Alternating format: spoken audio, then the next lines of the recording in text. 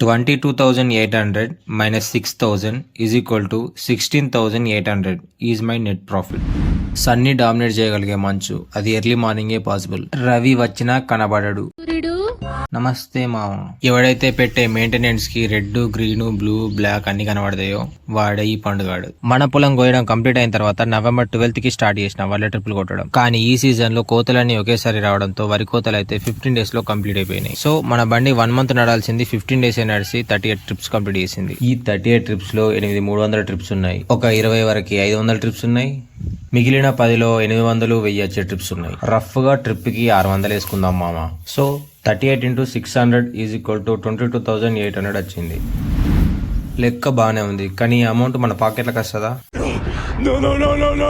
మనకి ఎక్స్పెన్సెస్ ఉంటాయి మామ, లైక్ ఫ్యూయల్, మెయింటెనెన్స్ ఎక్సెట్రా. ఈ 15 రోజులలో 6,000 డీజిల్ పోసిన. ఎలాగోలాగో ఖర్చు అయితే పెట్టినాం కాబట్టి 22,500 నుంచి 6,000 తీసేయి 16,800 ఉన్నాయి. ఇంకా ఈ సీజన్ లో కేజీ వీల్స్ ఎక్కించే ముందు బండి మెయింటెనెన్స్ చూసుకోవాలి కాబట్టి ఒక్కొక్కటి చూసుకుంటా వద్దాం రండి. పోయిన సీజన్ లో అయితే బండికి అయితే ఏం చేయించలేదు మామ, ఓన్లీ ట్రాలీకి 4,000 కలర్ వేయించి కేజీ వీల్స్ ఎక్కించిన. ఇప్పుడు ఏం చేయించాలంటే ఫస్ట్ చిన్నదో పెద్దదో ఈ నట్టు నుండి ఆయిల్ గారుతుంది. ఫస్ట్ అయితే ఈ ఆయిల్ ఎందుకు లీక్ అవుతుందో చూపించాలి. ఒకవేళ ఏమైనా ఖర్చు వస్తే పెట్టుకోవాలి. దీనికి చిన్న వాచర్ లాంటిది ఏమైనా పట్టచ్చు మామ, లేదంటే ఈ నట్టు గిట్ట లీక్ అయి ఉండొచ్చు. అంతకు మించి పెద్ద ప్రాబ్లమే ఉండకపోవచ్చు అని నేను అనుకుంటున్నా. ఈ సెల్ఫ్ మోటార్ అయితే రీసెంట్ గానే సర్వీస్ చేయించిన మామ. ఈ వైర్లు అయితే సడన్ గా సెల్ఫ్ కొట్టేటప్పుడు కాలిపోయినాయి. దీనికైతే ఒక 1000 రూపాయల వరకు ఖర్చు వచ్చింది. ఈ మహేంద్ర బండ్లలో మెయిన్ ప్రాబ్లం అయితే సెల్ఫ్ మోటార్ అనుకుంటున్నా మామ. నా బండి అయితే సెల్ఫ్ మోటార్ ఎప్పుడు స్టార్ట్ అయిద్దో, అది ఎప్పుడు స్టార్ట్ కాదో దానికే తెలియదు. గేర్లలో ఆఫ్ అయినా కానీ స్టార్ట్ కాదు. ఈ గుండి, దీని పక్క గుండి, ఇవి రెండు పోయేటట్టే ఉన్నాయి సీజన్ లో. ఈ రెండు అయితే కంపల్సరీగా చేంజ్ చేయించుకోవాలి. ఈ సైడ్ గుండి కూడా ఓకే ఉంది. సీజన్ మధ్యలో గిట్ట పోతే వచ్చేమో, తర్వాత చూద్దాం. నా బండికి సెల్ఫ్ మోటార్ తర్వాత second most problem front tyre bearings మామ, పోతూనే ఉంటాయి. మస్ట్ అండ్ షుడ్ గా ఇమీడియట్ గా చేంజ్ చేయాల్సింది నా ఇంజిన్ ఆయిల్. చేంజ్ చేసి అయితే 1 year అవుతుంది. ఖచ్చితంగా దీని అయితే ఇప్పుడు చేంజ్ చేయాలి. హైడ్రాలిక్ కూడా సరిగ్గా లేవట్లేదు.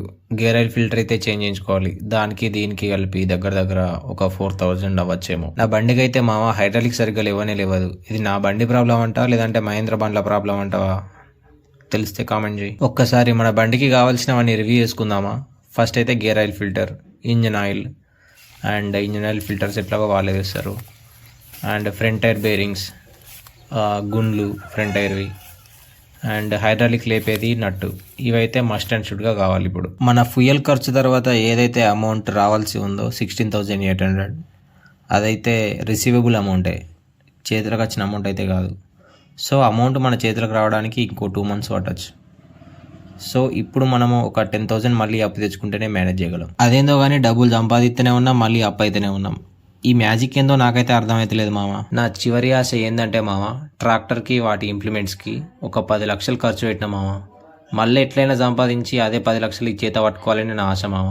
సరే మామ, ఇంకో ముచ్చటతోనే మళ్ళీ కలుద్దాం. బాయ్.